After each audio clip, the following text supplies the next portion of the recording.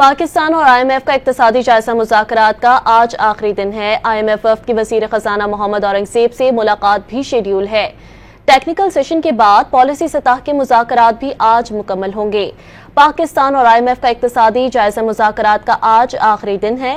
IMF की वज़ीर ख़ज़ाना मोहम्मद औरंगज़ेब से मुलाकात भी शेड्यूल है। टेक्निकल सेशन के बाद पॉलिसी सतह के मुज़ाकरात भी आज मुकम्मल होंगे।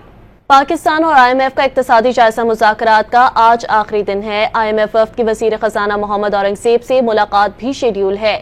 टेक्निकल सेशन के बाद पॉलिसी सतह के मुज़ाकरात भी आज मुकम्मल होंगे। पाकिस्तान और IMF का इक्तिसादी जायजा मुज़ाकरात का आज आखिरी दिन है। IMF की वज़ीर ख़ज़ाना मोहम्मद औरंगज़ेब से मुलाकात भी शेड्यूल है। टेक्निकल सेशन के बाद पॉलिसी सतह के मुज़ाकरात भी आज मुकम्मल होंगे।